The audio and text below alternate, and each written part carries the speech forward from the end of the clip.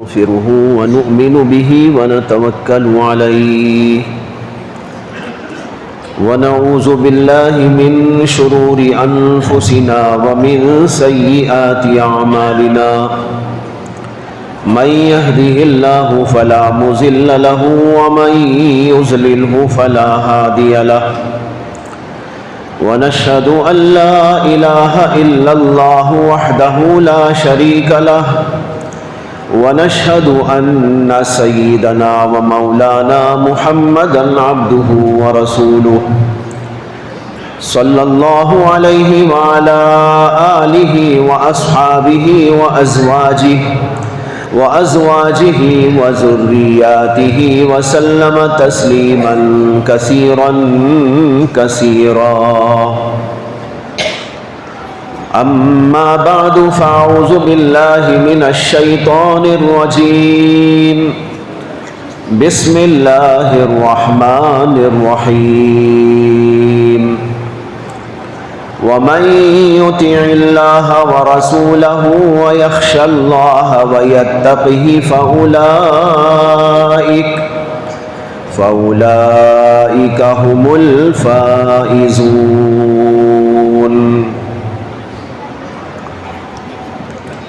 حضرات علماء کرام، بزرگان ملت، نوجوانان اسلام، بھائیوں، بزرگوں اور دوستوں،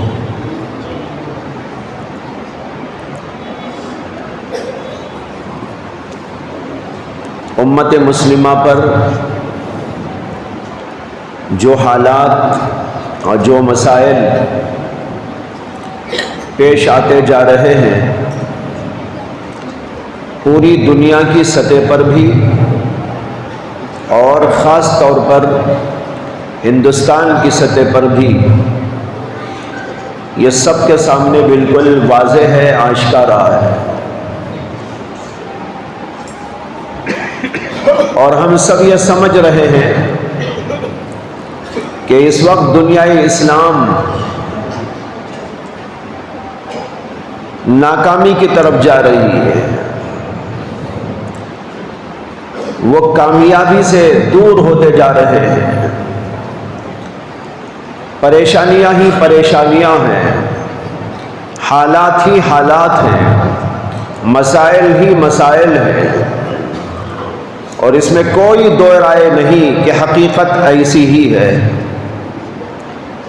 ہر جگہ مسلمان رسوا نظر آتے ہیں، پسپا نظر آتے ہیں، پریشان نظر آتے ہیں،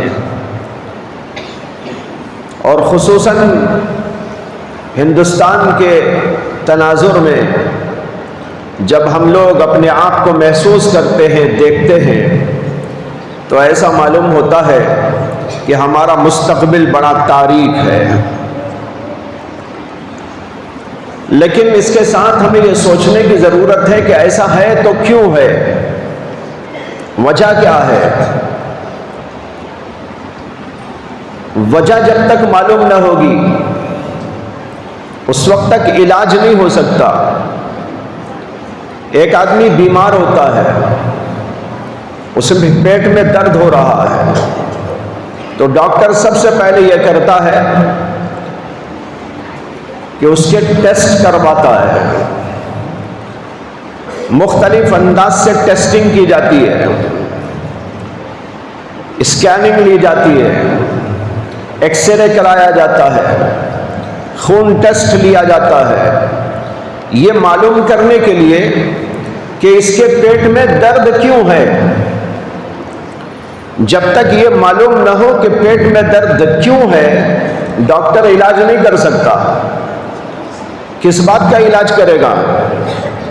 لہذا سب سے پہلے یہ بات ضروری ہوتی ہے کہ جو پریشانی پیش آئے اس پریشانی کے اسباب تلاشے، معلوم کرے. لہذا ہمارے اوپر بھی ضروری ہے کہ ہم یہ غور کریں، معلوم کریں کہ آج پوری امت پر یہ نکبت، یہ پریشانی، یہ مسائل، یہ حالات کیوں ہیں. جب یہ کیوں ہے کا جواب ہمیں معلوم ہو جائے گا تو علاج کرنا آسان ہو جائے گا. اور جب تک یہ نہیں معلوم ہوگا کہ کیوں ہے اس وقت تک علاج نہیں کیا جا سکے گا۔ اب سوال یہ ہے کہ ہم کیسا معلوم کریں؟ ہمارے پاس وہ کون سی اسکیننگ مشین ہے یا کون سا وہ ایکس رے ہے یا کون سی ٹیسٹنگ کا انداز ہے جس سے کہ ہم یہ معلوم کر سکیں کہ امت مسلمہ کے اوپر آنے والے یہ مصائب، یہ پریشانیاں اور یہ حالات کیوں ہیں؟ اس کا جواب یہ ہے کہ ہمارے پاس بہت بڑی اسکیننگ مشین ہے، بہت بڑا ایکس رے کا سسٹم ہے، ٹیسٹنگ کا بہت بڑا اصول و ضابطہ ہے، اور وہ ہے قرآن کی شکل میں۔ اللہ نے ہمیں قرآن کریم عطا کیا۔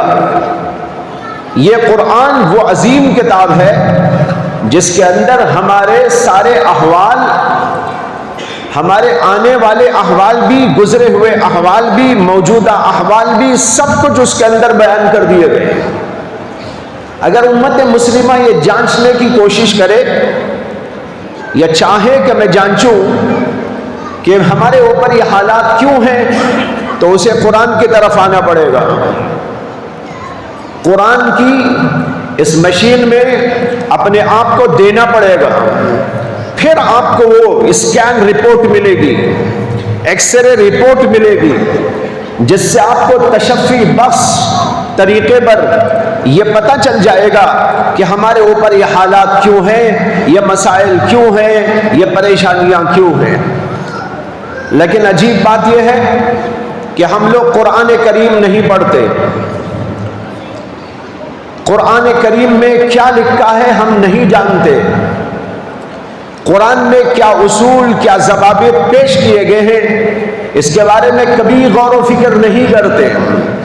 ہم جب بھی حالات آتے ہیں مختلف چیزوں پر غور کرتے ہیں، لیکن اس پر نہیں غور کرتے کہ قرآن نے ہمارے بارے میں کیا کہا ہے، نبی علیہ السلام نے ہمارے بارے میں کیا رپورٹ دی ہے۔ یہ اگر پڑھ لیا جائے تو اس کا جواب بڑی آسانی سے ہم کو مل سکتا ہے۔ بھائیوں، یہ بات صحیح ہے کہ ہم ناکامی کا شکار ہوتے جا رہے ہیں، لیکن قرآن نے یہ بھی تو بتایا کہ امت کب کامیاب ہوتی ہے، کب ناکام ہوتی ہے۔ کامیابی کا اصول اور ناکامی کا اصول اللہ نے قرآن کے اندر دونوں بتا دیے، اور یہ بتایا کہ انسان کب ناکام ہوتا ہے۔ قرآن کریم میں ایک جگہ پر اللہ تعالیٰ کہتے ہیں والعصر، زمانے کی قسم ہے، ان الانسان لفی خسر، تمام کے تمام انسان گھاٹے میں ہیں، خسارے میں ہیں، ناکامی میں ہیں۔ اب دیکھو یہاں اللہ نے پہلے تو قسم کھایا ہے، والعصر، عصر کے معنی آتے ہیں زمانہ، عربی میں واو شروع میں لگتا ہے تو اس کا معنی ہوتا ہے قسم۔ اللہ کہتے ہیں والعصر، زمانے کی قسم ہے، یعنی اللہ نے زمانے کو گواہ بنایا ہے۔ کون سا زمانہ؟ پوری تاریخ کا زمانہ، آدم علیہ السلام سے لے کر محمد عربی صلی اللہ علیہ وسلم تک، اور اس آیت کے نازل ہونے تک کا جتنا زمانہ ہے، اللہ نے اس پورے زمانے کو دلیل بنایا، گواہ بنایا، اور فرمایا والعصر، زمانے کی قسم ہے، یعنی زمانہ گواہی دیتا ہے، پوری تاریخ گواہی دیتی ہے۔ تمام کے تمام زمانے جو اب تک گزر گئے ہیں، اس کے اندر کی قوموں کے احوال وہ گواہی دیتے ہیں۔ گواہی کس بات کی دیتے ہیں؟ ان الانسان لفی خسر، تمام کے تمام انسان گھاٹے میں ہیں، خسارے میں ہیں۔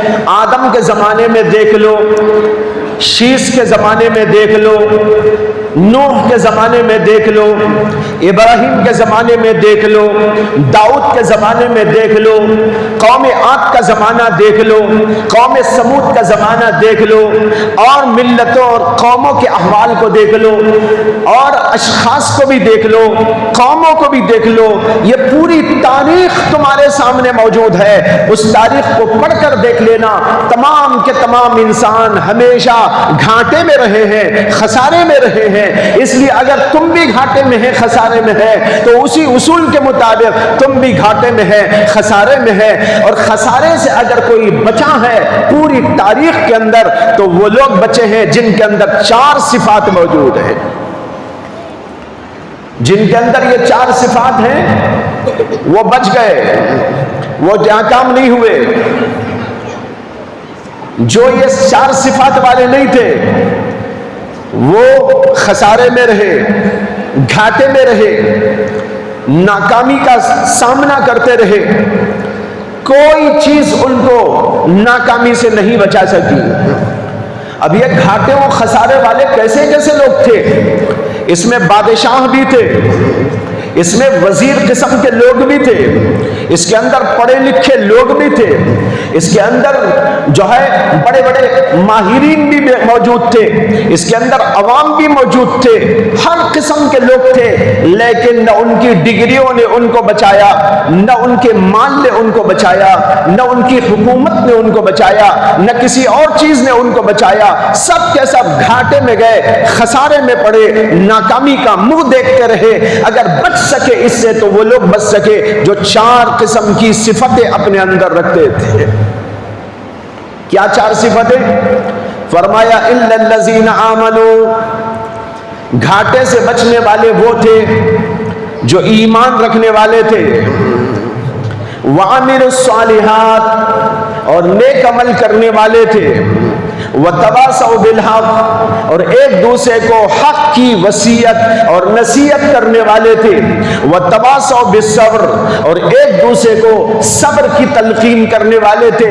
جو لوگ یہ 4 کام کر رہے تھے اللہ نے ان کو گھاٹے و خسارے سے بچا لیا، اور جو لوگ یہ کام نہیں کر رہے تھے وہ گھاٹے میں خسارے میں پڑے رہے، اور ان کو ان کی دولت نے نہیں بچایا، ان کے مال نے نہیں بچایا، ان کی جو ہے ڈگریوں نے ان کو نہیں بچایا، ان کی کسی جو ہے ان کے جتھے نے ان کو نہیں بچایا، ان کے کسی گروپ نے ان کو نہیں بچایا۔ ہر آدمی گھاٹے میں رہا، خسارے میں رہا۔ اس سے ایک اصول سمجھ میں آ گیا کہ اگر کوئی دنیا میں کامیابی چاہتا ہے تو ڈگری نہیں چاہیے، مال نہیں چاہیے، جائیداد نہیں چاہیے، جتھا نہیں چاہیے، مختلف اور دنیا کی چیزیں نہیں چاہیے۔ اگر وہ دنیا میں کامیابی چاہتا ہے تو اس کا اصول یہ ہے کہ سب سے پہلے ایمان کامل اس کے پاس ہونا چاہیے، عمل اس کے پاس نیک ہونا چاہیے، اور ایک دوسرے کو بھی حق کی بات بتاتے رہنا چاہیے، ایک دوسرے کو صبر کی تلقین کرتے رہنا چاہیے۔ جو لوگ یہ کام کرتے ہیں اللہ ان کو ہمیشہ ہمیشہ اس دنیا کے اندر بھی اور آخرت کے اندر بھی کامیاب ہی کامیاب کرتا ہے، وہ ناکامی کا منہ کبھی نہیں دیکھتے۔ یہ ہے اصول۔ حضرات صحابہ کے بارے میں آتا ہے، یہ جو چھوٹی سی سورت ہے جس کا نام ہے سورۃ العصر، اور بچے کو یاد ہے، یہاں بھی جتنے بیٹھے ہیں میرے خیال سے سبھی کو یاد ہوگی۔ روایتوں میں آتا ہے کہ حضرات صحابہ جب ایک دوسرے سے ملاقات کرتے تھے یہ سورت سناتے تھے۔ 2 صحابیوں کی ملاقات ہوئی، انہوں نے کہا بھائی سن لو، والعصر ان الانسان لفی خسر الا الذین آمنوا وعملوا الصالحات وتواصوا بالحق وتواصوا بالصبر۔ یہ صحابی ان کو سناتے، وہ صحابی ان کو سناتے، یعنی اس سورت کی اتنی اہمیت تھی ان حضرات کے نزدیک کہ جب بھی ملاقات ہوتی تو ایک دوسرے کو یہ سنایا کرتے تھے تاکہ یہ مضمون ذہن میں تازہ رہے۔ دل میں پیوست ہو جائے، ہمیشہ مد نظر رکھے. اس لیے ایک دوسرے کو بار بار یہ سورت سنایا کرتے تھے. اس سے اندازہ کر لیجئے کتنی اہم ترین سورت ہے. اس سورت کے اندر جو بہت مختصر ہے، اللہ نے قیامت تک کے لیے ایک اصول بیان کر دیا ہے. اب یہ ایکس رے رپورٹ آ گئی ہماری. کامیاب کون ہوتا ہے، ناکام کون ہوتا ہے؟ اللہ نے بتا دیا سب ناکام ہوتے ہیں. ڈگری والے بھی ناکام ہوتے ہیں، مال والے بھی ناکام ہوتے ہیں، حکومت والے بھی ناکام ہوتے ہیں، حشم و خدم والے بھی ناکام ہوتے ہیں، سب ناکام ہوتے ہیں. اگر کامیاب ہوتے ہیں تو صرف وہ لوگ ہوتے ہیں جن کے اندر یہ 4 اوصاف پائے جاتے ہیں. اب ہم کو دیکھنا ہے کہ ہم ناکام ہو رہے ہیں تو کیوں ہو رہے ہیں. سب سے پہلے دیکھ لیجئے ایمان. کیا ہمارے پاس ایمان ہے؟ الحمدللہ ایمان تو ہے، لیکن اتنا ایمان نہیں ہے جتنا ہونا چاہیے. ایسا ایمان نہیں ہے جیسا ہونا چاہیے. اتنا پختہ نہیں ہے جیسے پختہ ہونا چاہیے. ہمارے ایمان میں کمزوری ہے، ہمارے ایمان کے اندر کچھ نقص ہے، ہمارے ایمان کے اندر وہ جنا موجود نہیں ہے جو اللہ چاہتے ہیں. اگر کامیاب ہونا ہے تو پھر ہمیں ہمارے ایمان کو کامل بنانا ہوگا. جب ایمان کامل آئے گا دنیا کی کوئی طاقت ہمارے ایمان کے سامنے ٹھہر نہیں سکتی. حضرات صحابہ کرام جنگ بدر کے اندر کتنے تھے بھائی؟ ہزاروں تھے، 313. اور جو مد مقابل کفار تھے وہ کتنے تھے؟ 1000 سے زیادہ، یعنی 3 گنا زیادہ. صحابہ اگر 313 ہیں تو وہ 1000 سے زیادہ ہیں، یعنی 3 گنا زیادہ ہیں. اور پھر حضرات صحابہ کرام کے پاس ہتھیار نہ ہونے کے برابر ہے، اور ان کے پاس ہتھیار پورے موجود ہیں. حضرات صحابہ کرام کے پاس گھوڑوں کی تعداد بہت کم ہے جس کے اوپر چڑھ کر وہ جہاد کرے، اور ان کے پاس ہر آدمی کے پاس گھوڑا موجود ہے. اور پھر اس کے ساتھ کھانے پینے کا سامان صحابہ کرام کے پاس میں کچھ نہیں ہے، اور دوسری طرف کھانے پینے کا سامان پوری طرح موجود ہے. اب دیکھو یہ ہے دونوں کا بیلنس. ادھر دیکھو تو نہتے، تعداد بھی کم، ہتھیار بھی کم، گھوڑے بھی کم، کھانا پینا بھی نہ کے برابر. ادھر دیکھو تو تعداد بھی زیادہ، ہتھیار بھی پورے، گھوڑے بھی پورے، کھانے پینے کا بھی بھرپور سامان. لیکن جب مقابلہ ہوا تو ساری دنیا نے یہ تماشا دیکھا، اور آج تک یہ رپورٹ دنیا کی تاریخ کی کتابوں میں، سیرت کی کتابوں میں موجود ہے کہ 313 کے مقابلے میں ان سے 3 گنا زیادہ لوگ ناکام ہو گئے. اور کامیاب ہوئے تو کون کامیاب ہوئے؟ وہ لوگ کامیاب ہوئے جو 313 تھے. 313 کے پاس ایمان تھا، ان کے پاس ہتھیار تھے. 313 کے پاس عمل تھا، ان کے پاس کھانا و پینا تھا. اب دیکھ لیجئے دونوں کا تقابل کر کے کامیاب کون ہوا، ناکام کون ہوا. اس سے سمجھ میں آ گیا ایمان جس کے پاس ہوتا ہے اللہ اسے وہ طاقت دیتے ہیں، اس طاقت کی بنیاد پر وہ کامیابی کی منزل کو طے کر لیتا ہے. اور جن کے پاس میں ایمان نہیں ہوتا وہ اگر بہت کچھ بھی اپنے پاس میں رکھتے ہو اللہ ان کو ناکام کر دیتا ہے. یہاں پر ایک آگے بڑھنے سے پہلے ایک بات عرض کر دوں. ہم لوگوں کے پاس بھی ایمان ہے. آپ کہیں گے ہمارے پاس ٹوٹا کی پھوٹا کی کچھ تو ہے ایمان، اور ان لوگوں کے پاس ایمان ہی نہیں ہے تو وہ دنیا میں کیوں بڑھتے جا رہے ہیں؟ اور ہم اگرچہ ٹوٹے پھوٹے ایمان والے لیکن ایمان والے تو ہیں، تو ہم کو پھر ناکامی کیوں ہو رہی ہے؟ اس کا جواب یہ ہے کہ اللہ تعالیٰ کا مطالبہ ہے कामिल तौर पर दीन में दाखिल हो जाओ, कामिल तौर पर ईमान में दाखिल हो जाओ। थोड़ा बहुत ईमान अल्लाह नहीं चाहते, अल्लाह चाहते हैं पक्का ईमान वाला, अल्लाह चाहते हैं सच्चे ईमान वाले, जिनके दिलों के अंदर बहुत पुख्तगी के साथ ईमान मौजूद हो। अल्लाह ऐसे ईमान को चाहते हैं, अमल सालेह चाहते हैं। ये अगर हमारे पास मौजूद नहीं है तो हम नाकाम, हम कभी कामयाब नहीं हो सकते। कामयाबी का उसूल ही अल्लाह ने बता दिया है। आपने देखा होगा कि शेर, एक होता है शेर जो जंगल में रहता है, और एक है शेर की तस्वीर। शेर और शेर की तस्वीर दोनों एक है या अलग अलग है? हम लोग जो है ना शेर की तस्वीर हैं, शेर नहीं है। शेर की तस्वीर को देखकर चूहा भी नहीं भागता,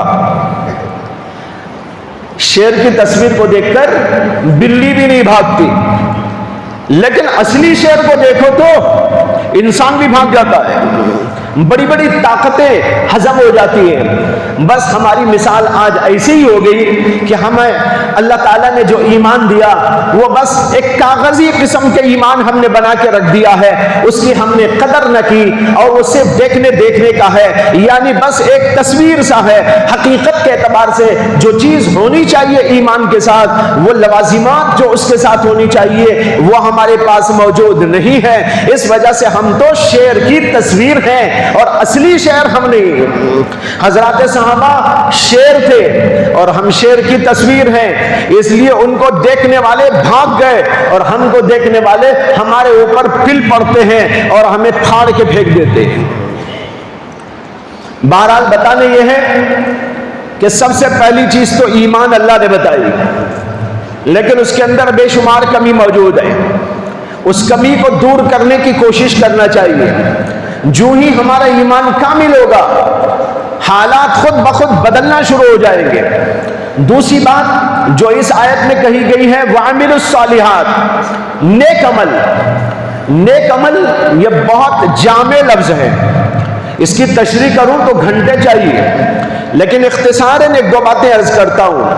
अमल सालिह के बारे में हजरत हसन बसरी रहमतुल्लाह अलैह फरमाते हैं कि नेक अमल उसको कहते हैं, अमल सालेह उसको कहते हैं जिसके अंदर दो शर्तें हो। एक तो यह है कि उसके अंदर इखलास हो, और दूसरी यह है कि वो सुन्नत के तरीके के मुताबिक। जो अमल इखलास वाला और जो अमल सुन्नत के मुताबिक, उसको कहते हैं अमल सालेह। एक आदमी अमल करता है लेकिन उसके अंदर इखलास नहीं है, वो नमाज पढ़ता है, रोजा रखता है, जिक्र व तस्बीह करता है, खिदमत खल्क करता है, बहुत कुछ और करता है, लेकिन उसके अंदर इखलास मौजूद नहीं है। लोगों को दिखाना चाहता है, अपना नाम पैदा करना चाहता है, लोगों में अपनी शोहरत चाहता है, लोगों में अपनी इज्जत चाहता है। ये इखलास के खिलाफ है। अगरचे वो जो अमल कर रहा है देखने में तो बहुत अच्छा अमल है, लेकिन अल्लाह के नजदीक वो अमल सालेह नहीं हो सकता, इसलिए कि उसके अंदर इखलास मौजूद नहीं। और दूसरी बात है सुन्नत के मुताबिक हो। जो काम अल्लाह के नबी ने जैसे करके दिखाया हम उसी तरीके पर करें, उसका नाम है सुन्नत के मुताबिक अमल। नमाज हो सुन्नत के मुताबिक, रोजा हो सुन्नत के मुताबिक, शादी करें सुन्नत के मुताबिक, व्यापार करें सुन्नत के मुताबिक, और घरेलू माशरा बनाए सुन्नत के मुताबिक, अखलाक बनाए सुन्नत के मुताबिक, मुआशरत तैयार करें सुन्नत के मुताबिक। हर काम अल्लाह के नबी के बताए हुए तरीके के मुताबिक हो, उसको कहते हैं सुन्नत के मुताबिक अमल। और जो काम ऐसा होगा वो अमल सालिह कहलाएगा, और जिसके अंदर ये बात ना होगी वो सुन्नत के मुताबिक नहीं है, तो वो आप कितना भी काम कर लीजिए वो अमल सालिह नहीं कहलाएगा। अब हमको देखना है कि हम जो लोग इबादत करते हैं, नेकियां करते हैं, खिदमतें करते हैं और बहुत सारे अपने मामलात करते हैं, उसके अंदर इखलास कितना है और सुन्नत के मुताबिक वो कितना है। अगर हम उसका जायजा लेकर देखें तो पता चलता है कि बहुत सारे हमारे अमाल ऐसे हैं जिनके अंदर इखलास नहीं है। ہم لوگوں کو دکھانے کرتے ہیں، ہم لوگوں میں عزت کے لیے کرتے ہیں، ہم لوگوں میں شہرت کے لیے کرتے ہیں۔ بعض لوگ مسجد بناتے ہیں، مدرسہ بناتے ہیں یا اور کوئی دینی خدمت کرتے ہیں، لیکن اس کے پیچھے یہ راز ہوتا ہے کہ وہ چاہتے ہیں ہمارا نام ہو جائے کہ ہم نے ایسی مسجد بنائی، ہم نے یہ کام کیا، ہم نے وہ کام کیا۔ اگر اس نیت سے کوئی بڑے سے بڑا بھی کام کرتا ہے، اس کا نام عمل صالح نہیں ہے۔ ایک صاحب حج کو گئے تھے اور کئی دفعہ گئے تھے۔ اس کے بعد ایک صاحب ان سے ملنے کے لیے آئے۔ جب ملنے کے لیے آئے گھر پر، تو انہوں نے اپنے بیٹے سے کہا کہ بیٹا، مہمان کو ہمارے تیسرے حج کے کھجور اور 5ویں حج کا پانی پلاؤ۔ ہمارے مہمان کو تیسرے حج کے کھجور، 5ویں، یعنی بتانا میں نے اتنے حج کر لیے۔ یہ اخلاص نہیں ہے، یہ ہے ریاکاری۔ اللہ ریاکاری والے عمل کو پسند نہیں کرتا۔ ایک بزرگ کی بات مجھ کو یاد آئی۔ حضرت مولانا حکیم الامت اشرف علی تھانوی نور اللہ مرقدہ کے ایک خلیفہ تھے۔ ان کا نام تھا حضرت مولانا عبد الغنی پھول پوری۔ بہت بڑے پہنچے ہوئے اللہ والے تھے۔ انہوں نے ایک بات سنائی تھی، وہ یہ کہ ایک جگہ پر ایک لڑکی کی شادی ہو رہی تھی، شادی ہونے والی تھی، اسے تیار کیا جا رہا تھا، کپڑے پہنائے گئے، نہلائی گئی، دھلائی گئی، کپڑے پہنائے گئے، زیورات پہنائے گئے اور زیب و زینت کی چیزیں لگائی گئی۔ لڑکی خوبصورت پہلے سے بھی تھی، اب یہ دوبالا ہو گئی۔ جب بالکل اس کو تیار کر دیا، سب دیکھ کر خوش ہو رہے تھے، اس کا باپ بھی، اس کی ماں بھی، اس کے بھائی بہن بھی، اس کی سہیلیاں بھی۔ ماشاءاللہ بہت اچھی لگ رہی ہے لڑکی، بہت خوبصورت لگ رہی ہے لڑکی، لیکن خود وہ لڑکی نہ ہنستی ہے، نہ بولتی ہے، نہ خوش ہوتی ہے۔ چہرہ دیکھو تو ایسا معلوم ہو رہا ہے کہ بس وہ غمگین ہے، پریشان ہے۔ سارے لوگ پریشان ہو گئے، ماں بھی پریشان ہوئی، باپ بھی پریشان ہوا۔ ابھی کچھ دیر کے بعد نکاح کی مجلس ہونے والی ہے، اس کو تیار کیا گیا، لیکن کیا بات ہے کہ لڑکی خوش نہیں ہو رہی ہے۔ کیا اس کو یہ لڑکا پسند نہیں ہے؟ دلوں میں سوالات پیدا ہو گئے، دلوں میں شکوک پیدا ہو گئے۔ اب لوگ پریشان ہو کر اس کی کچھ سہیلیوں کو کہنے لگے کہ بھائی تم جاؤ اور اس لڑکی سے پوچھو کہ تم خوش کیوں نہیں ہو، کیا تم کو لڑکا پسند نہیں ہے، رشتہ پسند نہیں ہے، یہاں شادی نہیں کرنا چاہتی؟ ابھی بتا دو، بعد میں پریشانی نہ ہو، ابھی بتا دو تاکہ اس پر سوچ لیا جائے۔ خیر اس کی سہیلیاں اس کے پاس میں گئی، بٹھایا، اس کو سمجھایا اور پھر پوچھنے لگی کیا بات ہے کہ تم کو جو ہے ایسا محسوس کیا جا رہا ہے کہ خوشی نہیں ہے، کیوں خوش نہیں ہو؟ کیا تم کو یہ لڑکا پسند نہیں ہے؟ کیا تم کو یہ رشتہ پسند نہیں ہے؟ اس نے کہا نہیں ایسی کوئی بات نہیں، مجھے پسند ہے، سب ٹھیک ہے۔ کہا کہ جب سب کچھ ٹھیک ہے تو تمہارے چہرے پر خوشی کیوں نہیں اور تم غمزدہ کیوں معلوم ہوتی ہو؟ تو وہ لڑکی ایک عجیب و غریب جواب دینے لگی۔ اس نے کہا اصل میں میرے دل میں ایک سوال آیا ہے، وہ سوال مجھے اندر سے پریشان کر رہا ہے، اس لیے میں خوش نہیں ہوں، رات ہی سے مجھے پریشانی ہے۔ جب تم لوگ خوش ہو رہے تھے اور خوش ہو رہے ہیں مجھے تیار کر کر، تب بھی وہ سوال میرے دل میں مجھے اندر اندر سے پریشان کر رہا ہے، اس لیے میں پریشان ہوں۔ کہاں کیا سوال؟ تو وہ لڑکی کہنے لگی مجھے سوال یہ پیدا ہوا ہے کہ میں اچھی لگ رہی ہوں میری ماں کو، میں خوبصورت لگ رہی ہوں میرے باپ کو، میں اچھی لگ رہی ہوں میری سہیلیوں کو، میں اچھی لگ رہی ہوں میرے بھائیوں کو اور بہنوں کو، سب خوش ہو رہے ہیں دیکھ دیکھ کر، لیکن سوال یہ پیدا ہو گیا کہ مجھے جس کے لیے تیار کیا جا رہا ہے یعنی ہونے والا شوہر، اگر میں اسے پسند نہ آئی تو کیا ہوگا؟ समझ में आया नहीं आया? कहने लगी वो बच्ची शादी होने वाली कि मेरे ज़हन में सवाल आया है कि सब खुश हैं और कह रहे हैं मैं बहुत अच्छी हूँ, बहुत अच्छी हूँ, लेकिन सवाल ये है कि मुझे जिस शौहर के लिए तैयार किया जा रहा है वो अगर देखने के बाद ये कह दे मुझे पसंद नहीं, तो मेरी जिंदगी का क्या होगा? क्या उस वक्त में माँ को अच्छा लगना मेरी जिंदगी को बना सकता है?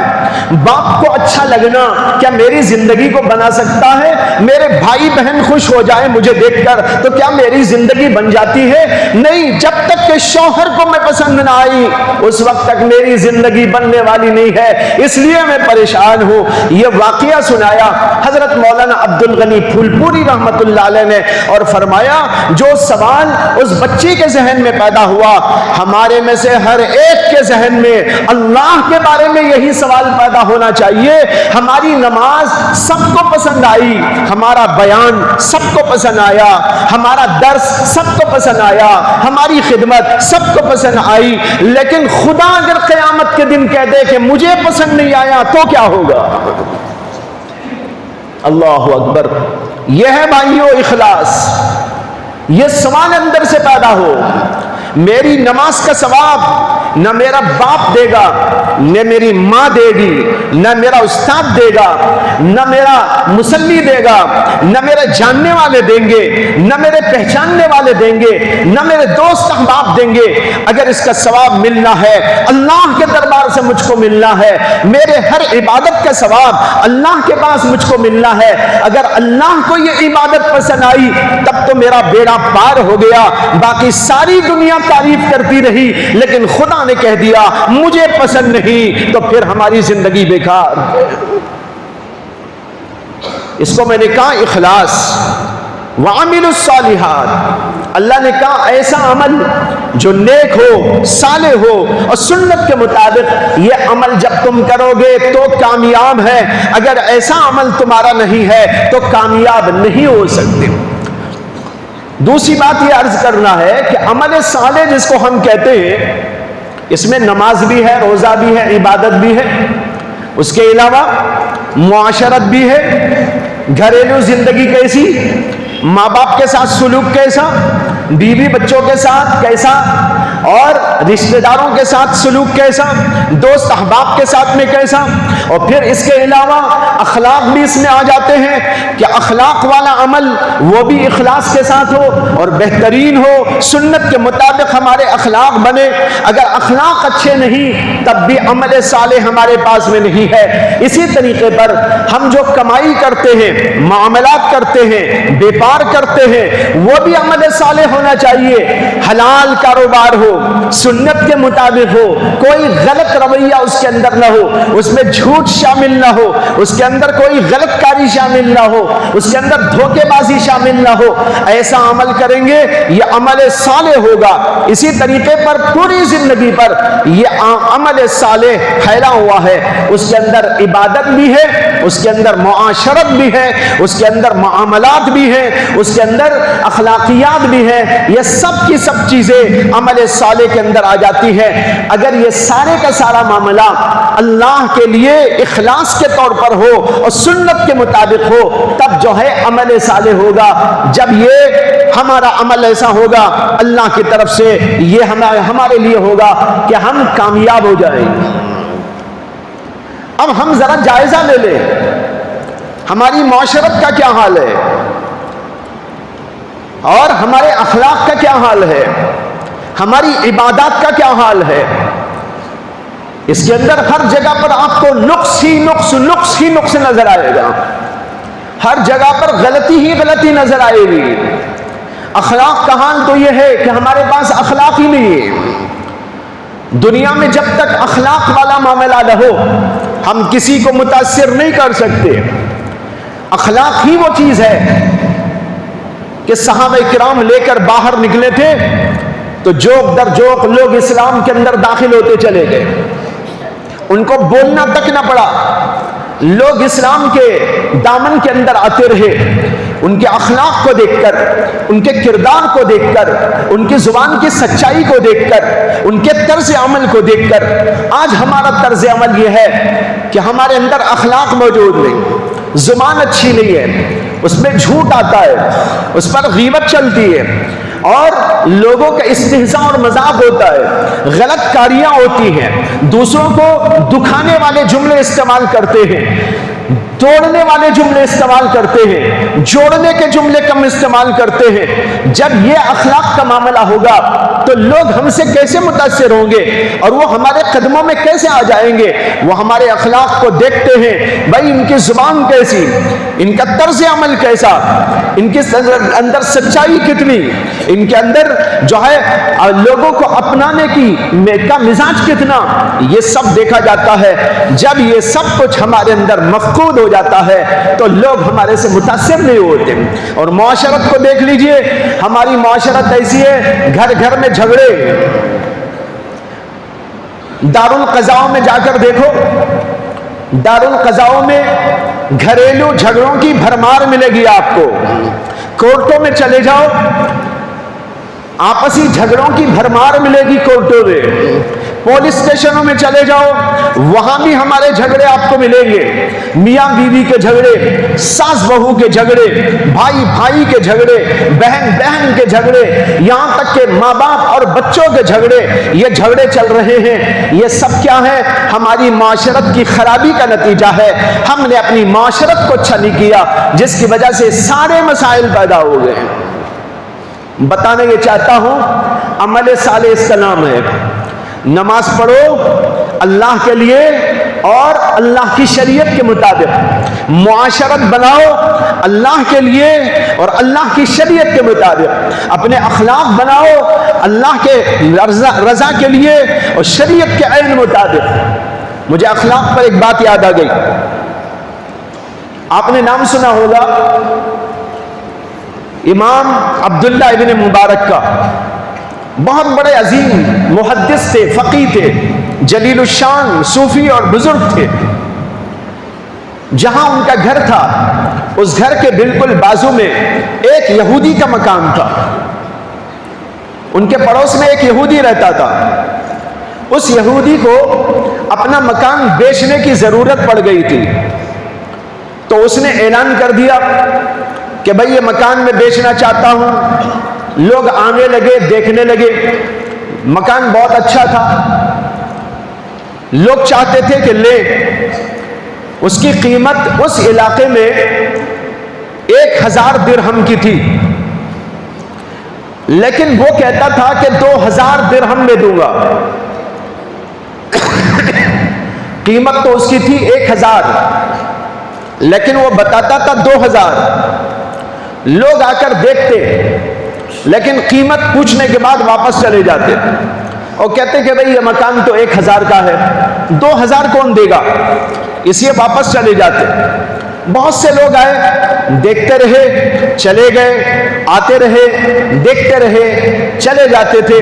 ایک آدمی آیا، اسے یہ مکان بہت پسند آ گیا، اس نے کہا بھائی مجھے تو یہ مکان لینا ہے، اب تم فائنل مجھے بتاؤ کہ اس کی کیا قیمت۔ اس نے کہا 2000 درہم۔ اس نے کہا نہیں، یہ تو 2000 کا مکان ہے نہیں، ایسا مکان تو 1000 میں مل جاتا ہے، تم 2000 کس بنیاد پر کہتے ہو؟ اس نے کہا اب سنو، تم نے پوچھا ہے اس کا جواب دیتا ہوں، یہ جواب غور سے سنو۔ اس یہودی نے کیا جواب دیا؟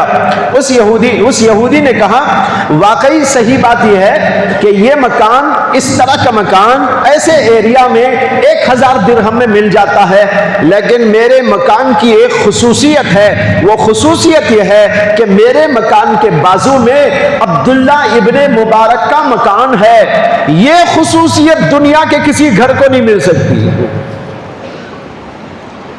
اس لیے میرے گھر کی ویلیو بڑھ گئی۔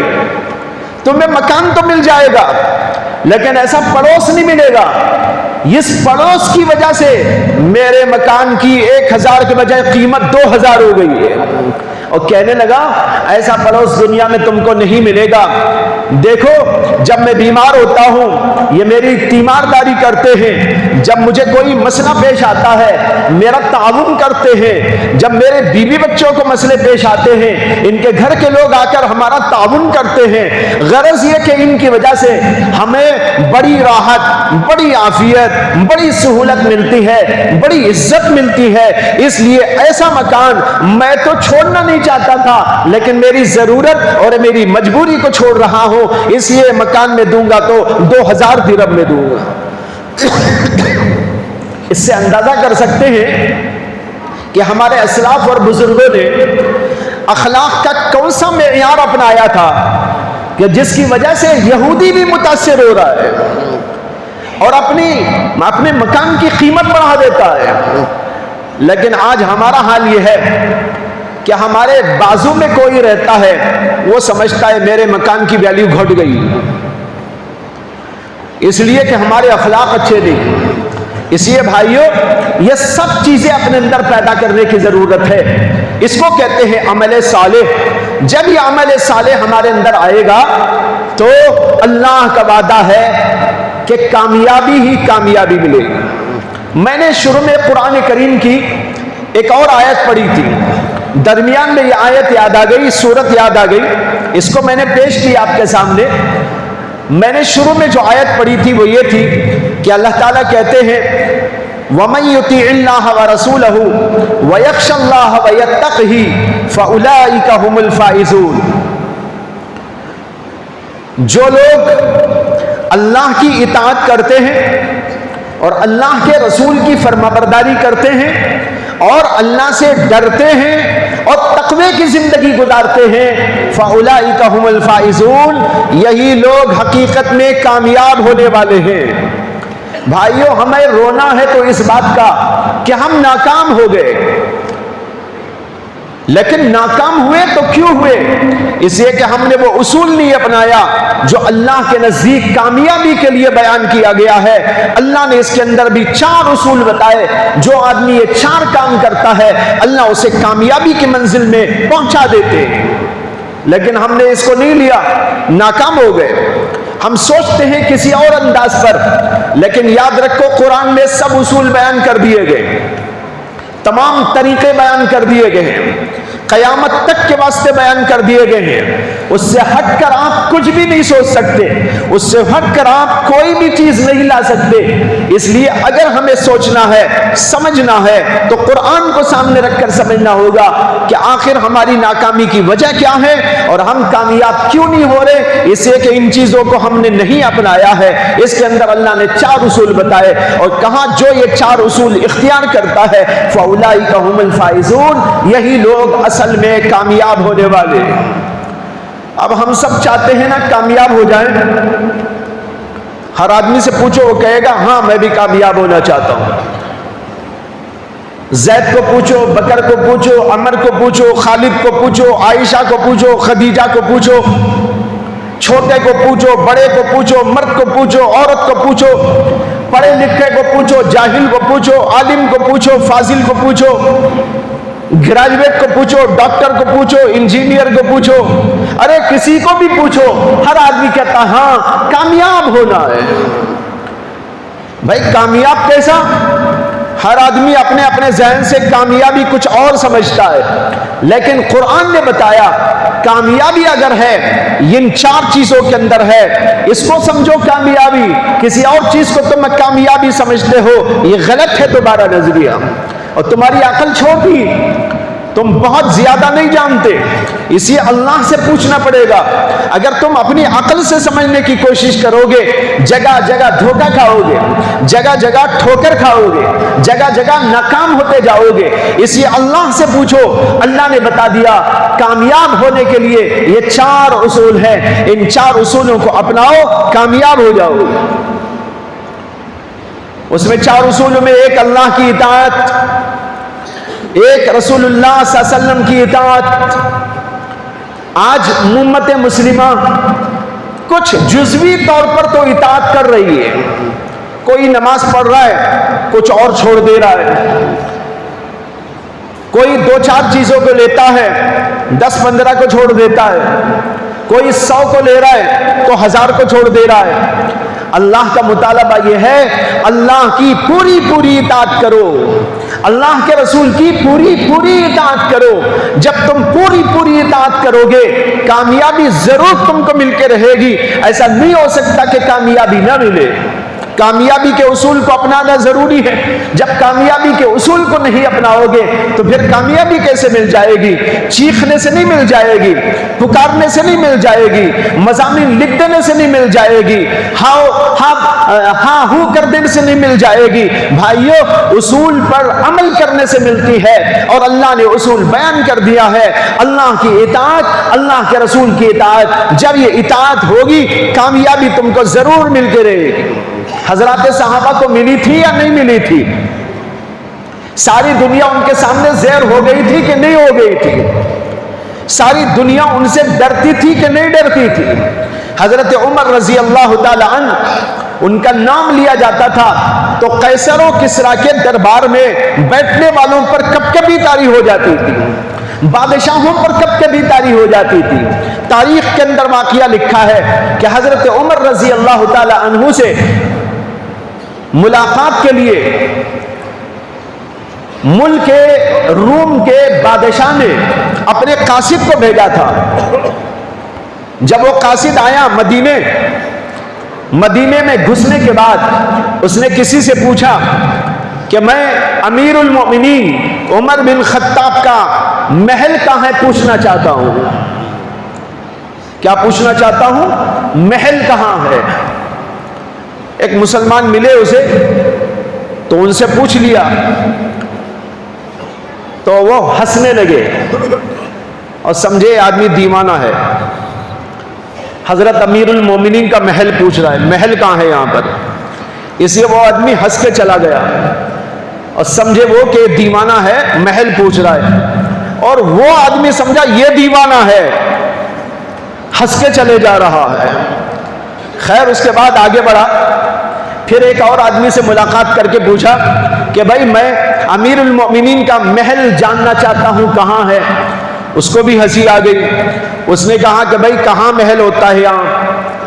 پھر وہ بھی چلا گیا، وہ تیسرے آدمی سے ملا، اس نے کہا امیر المومنین کا محل تو نہیں ہوتا، البتہ ان کا گھر ہے، آؤ میں دکھاتا ہوں۔ یہ لے جا کر گھر دکھایا، ایک معمولی سا گھر تھا اور دروازے کے اوپر ٹاٹ کا پردہ پڑا ہوا تھا۔ وہاں پر جا کر دروازہ کھٹکھٹا کر پوچھا کہ امیر المؤمنین ہیں؟ اندر سے آواز آئی کہ امیر المؤمنین اس وقت میں کھیتوں کی طرف گئے ہوئے ہیں، وہ کھیتوں میں آرام کرتے ہیں۔ دیکھ رہے ہیں آپ، امیر المومنین بیڈ پہ آرام نہیں کر رہے، کھیت میں آرام کر رہے ہیں، جیسے کسان لوگ وہاں آرام کر لیا کرتے ہیں۔ یہ آدمی وہاں سے لایا اور اس آدمی کو بتایا، ایک کھیت کی طرف جا کر دیکھا تو وہاں پر امیر المومنین کوئی باڈی گارڈ نہیں ہے، کوئی آدمی ان کے ساتھ میں نہیں ہے، وہ ایک اینٹ سرہانے رکھے ہوئے سو گئے ہیں، اور یہ آدمی وہاں لا کے دکھایا یہ ہے امیر المومنین۔ وہ آدمی ہکا بکا رہ گیا، کچھ دیر تک ان کو دیکھ کر اس کے بدن کے اوپر کپکپی طاری ہو گئی۔ جو ملک روم کا قاصد اور امبیسڈر بن کے آیا تھا اس کے اوپر کپکپی طاری ہو گئی۔ کچھ دیر کے بعد حضرت امیر المومنین کی آنکھ کھلی، دیکھا کہ ایک آدمی کھڑا ہوا ہے اور کانپ رہا ہے۔ اس کو بلایا اپنے پاس، پوچھا کہ بھئی تم کون ہو، کیوں ڈرتے ہو؟ میں تو ایک معمولی آدمی ہوں، ڈرنے کی کیا بات ہے، آؤ بیٹھو۔ ذرا اسے تسلی ہوئی اور پھر اس کے بعد اس نے کہا کہ میں تو وہاں سے آیا ہوں، یعنی ملک روم کا قاصد بن کر آپ کی خدمت میں آیا ہوں۔ بتائے رہا ہوں یہ تھے وہ حضرات جن کا نام لیا جاتا تھا تو ان لوگوں کے اوپر کب کبھی طاری ہو جاتی تھی۔ کیا وجہ ہے؟ وجہ ہے اللہ کی اطاعت، اللہ کے رسول کی اطاعت۔ من کان اللہ، جو آدمی کے من کان للہ کان اللہ لہ، جو اللہ کا ہو جاتا ہے ساری کائنات اس کی ہو جاتی ہے۔ جو اللہ کا ہو جاتا ہے ساری کائنات اس کے زیر قدم آ جاتی ہے. جو اللہ کی اطاعت کرتا ہے اللہ کی اطاعت کرنے والے بندے کے قدموں میں ساری کائنات ڈال دی جاتی ہے. اس لیے بھائیو آج امت مسلمہ بحیثیت امت مسلمہ جس قدر اطاعت سے دور ہو گئی ہے اور کچھ جزوی طور پر اطاعت کر رہی ہے, مکمل طور پر اطاعت نہیں کر رہی ہے. اگر اس کا علاج ہو جائے اور امت مسلمہ مکمل طور پر اطاعت میں آ جائے, اللہ کی اطاعت میں بھی اور رسول اللہ صلی اللہ علیہ وسلم کی اطاعت میں بھی, پھر تو پوری دنیا ان کے قدموں کے تلے آ جائے گی. حضرت مولانا حکیم الاسلام قاری محمد طیب صاحب رحمت اللہ علیہ جو دارالعلوم دیوبند کے سابق محتمم گزرے ہیں اور 50 برس تک محتمم رہے ہیں, انہوں نے اپنے ایک بیان کے اندر ایک بہت عجیب بات فرمائی. انہوں نے کہا کہ حضرات صحابہ اور ہمارے درمیان میں فرق یہ ہے جیسے ایک گیند ہو, گیند معلوم, بچے جو کھیلتے ہیں بڑے بھی کھیلتے ہیں, فٹ بال, والی بال, یہ بال وہ بال, اس کو کہتے ہیں گیند. گیند میں ہوا بھری جاتی ہے, ہوا بھرنے کے بعد جب اسے آپ نیچے زور سے مارتے ہیں, جتنی زور سے نیچے مارتے ہیں اتنی زور سے وہ اوپر جاتا ہے. ہوتا ہے کہ نہیں ہوتا؟ گیند میں ہوا بھرتے ہیں, ہوا بھرنے کے بعد جب آپ اسے نیچے مارتے ہیں تو جتنی زور سے نیچے ماریں گے اتنی زور سے وہ اوپر جائے گا. اور اگر اس کے اندر کی ہوا نکال دو, ہوا نکالنے کے بعد نیچے ڈالیں گے تو نیچے پڑا رہ جائے گا, 1 انچ بھی اوپر نہیں آ سکتا. حضرت نے فرمایا کہ حضرات صحابہ کرام بھرے ہوئے گیند تھے, وہ گیند جس کے اندر ایمان کی ہوا بھری ہوئی تھی, اطاعت کی ہوا بھری ہوئی تھی, تقوی کی ہوا بھری ہوئی تھی. ان کو مارنے والوں نے مارا, لیکن جتنی زور سے ان کو نیچے مارا اتنی ہی زور کے ساتھ وہ اوپر بلندیوں پر پہنچ گئے. اور ہمارا حال یہ ہے کہ گیند کے اندر سے ہوا ہی نہیں ہے, نہ ایمان کی ہوا, نہ تقوی کی ہوا, نہ عمل صالح کی ہوا, نہ اور کوئی ہوا. بس اس کو نیچے مارنے کی بھی ضرورت نہیں, بغیر مارے ہی نیچے ہو جاتا ہے.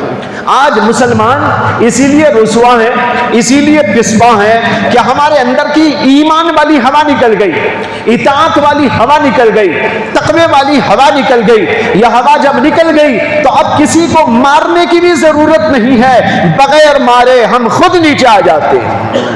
لیکن صحابہ کرام پر کیا کیا ظلم ہوا, ان کے اوپر کتنے مصائب آئے, دنیا نے کیسے ان کے خلاف جتھے قائم کیے, لیکن جیسا جیسا ان کو نیچے دکھانے کی کوشش کی گئی اللہ نے ان کو اسی طرح بلندیوں پر پہنچا دیا. جیسے کہ گیند کو نیچے مارتے ہیں تو وہ اوپر اڑ جاتا ہے. بھائیو آج اس بات کی سخت ترین ضرورت ہے. تو اللہ نے کہا من یطع اللہ ورسولہ, جو اللہ کی اطاعت کرے, اللہ کے رسول کی اطاعت کرے.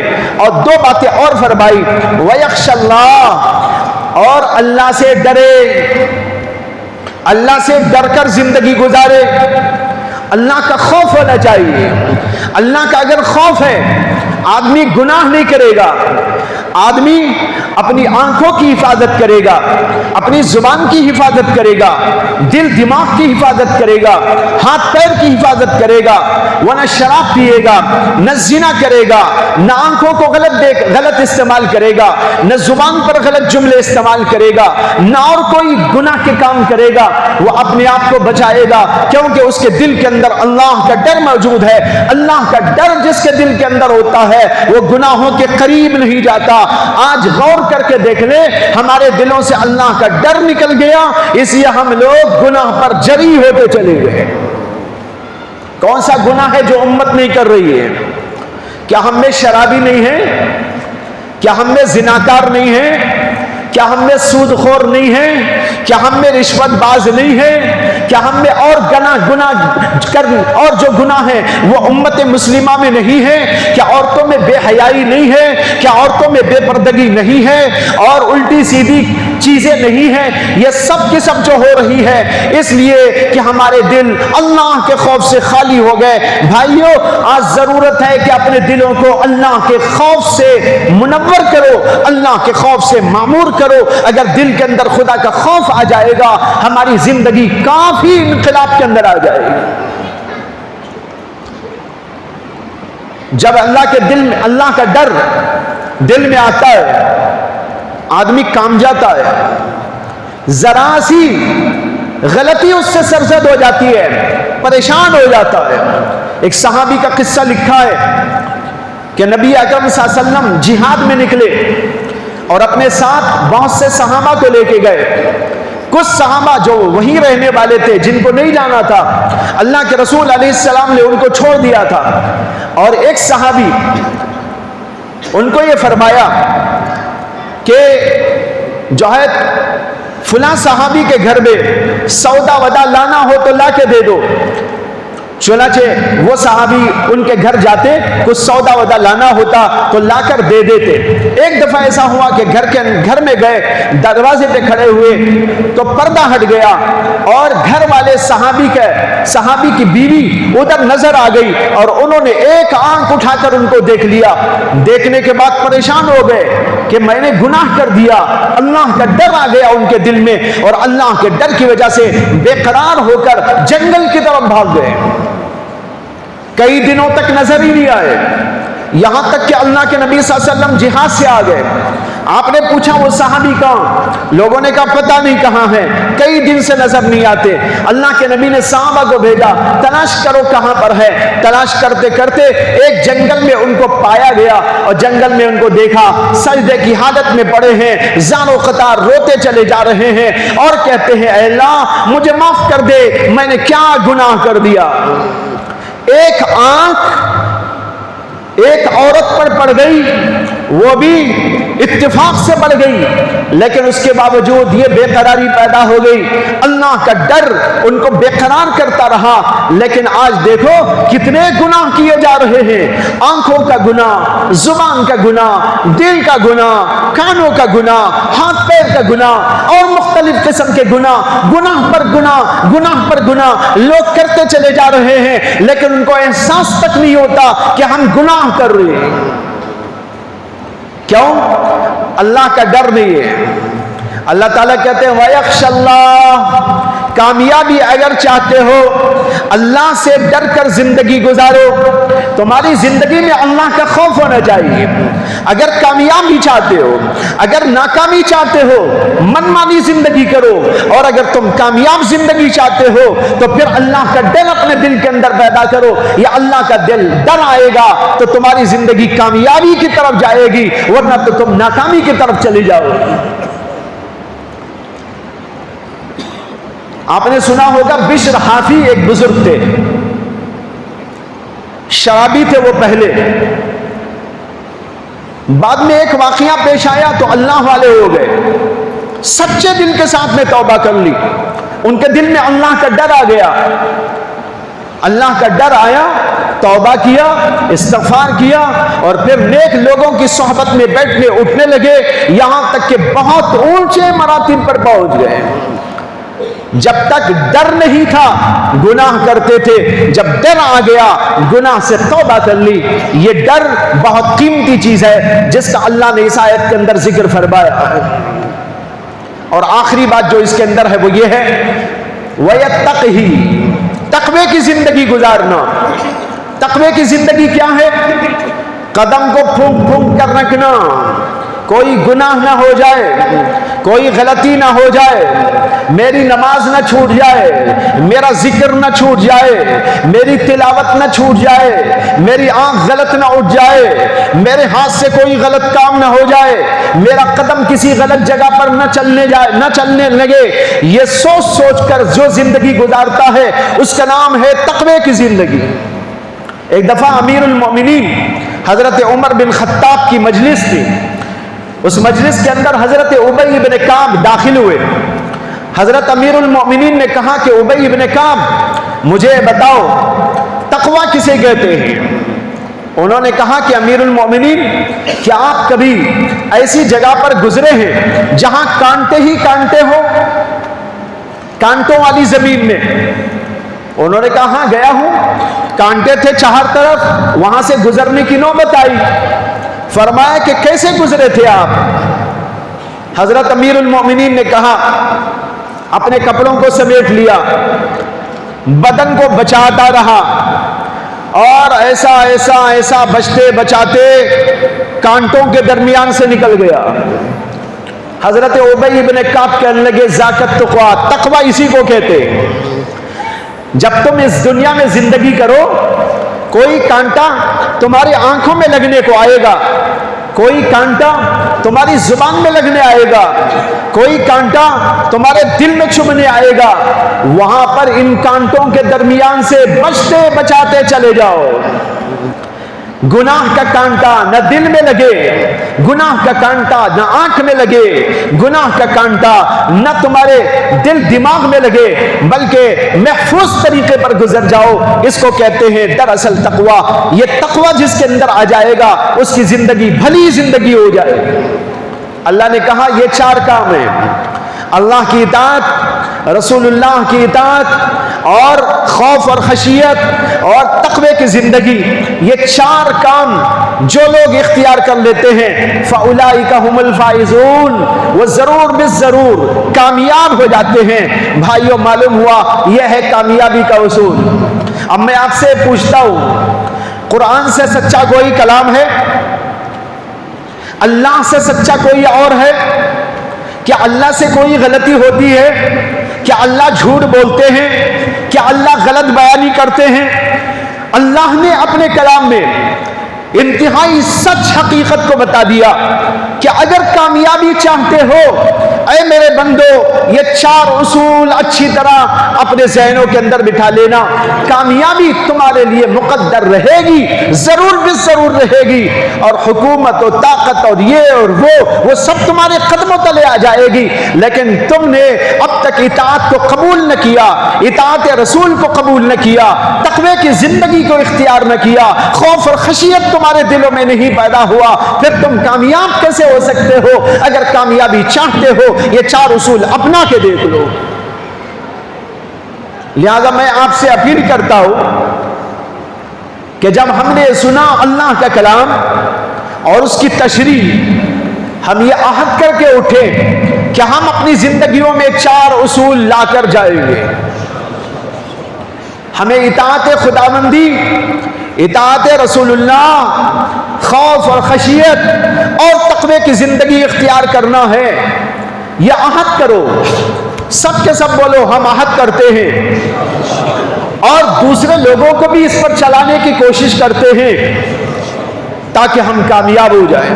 اللہ سے دعا کرتا ہوں اللہ تبارک و تعالی مجھے بھی اور آپ کو بھی اور پوری امت مسلمہ کو بھی ان اصول پر چلنے اور اپنے آپ کو کامیابی پر ڈھالنے کی اللہ توفیق عطا فرمائے۔ وآخر دعوانا ان الحمدللہ۔